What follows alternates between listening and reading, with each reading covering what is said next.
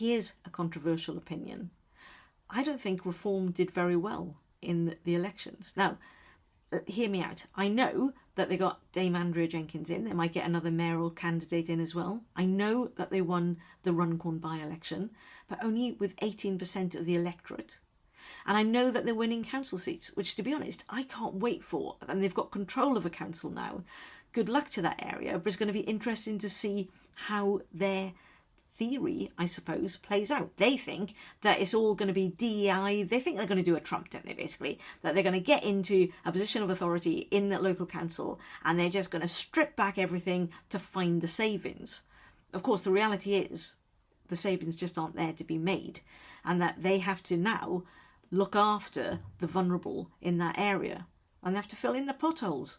And they've got to do that with no money, because none of the councils have money. So it's going to be interesting to see that play out. And I've always thought that it'd be great for them to win a council, because then we can see what a disaster they'd be in the general election. However, that's not my point. My point is, they've only done this on a small percentage of the electorate, which is great. But actually, we have been force-fed via our media propaganda about Reform since July. They've got GB News literally just spewing out their propaganda. They've got Talk TV constantly saying Nigel is the way forward. We've got the right-wing media that daily tell us that Reform are the way. And yet, with all of that help, they still only got 18% of the electorate. And why is that? Why are the media supporting them? I suppose because they know the Tories are dead in the water. And it's better to have a right-wing party in than it is to have a left-wing party in. And of course, Keir Starmer's Labour government is a really easy target. The left don't like them because they're not left enough. The right don't like them because they're not right enough. They're just pragmatically in the centre. And who likes a centrist? Seemingly nobody. The papers will only support the right wing.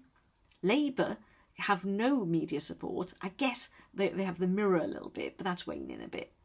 So even though all the media is playing into Reform's hands, they've still only got 18% of the vote, which actually gives me a lot of hope for the UK public. But it does beg the question, doesn't it? Why do our media want us to have a government like Trump? Why do they want us to have a Putin apologist as our PM? And why, after seeing what a mess Trump has made in the States, why would they want to inflict that on us? Why are the people that are supposed to be the most patriotic of all the people that are actually trying to destroy Britain? Now, they won with Brexit, didn't they? Their lies worked really well, and Nigel's trying to do the same thing again. But why? Why are the right-wing media trying to destroy the economic prosperity of Britain? I think that's a bigger question. Anyway, if you're interested in this, comment. If you don't like what I say, comment. If you do like what I say, comment. And if you just want to be part of the conversation, why don't you subscribe? Because there's going to be daily videos up and we keep having this conversation. Because right now, I think things are batshit crazy. And I'm just a kind of pragmatic centrist myself. So I'm not going to probably agree with any of you. I'm just going to kind of forge my own path. But it'd be good to chat. See you soon.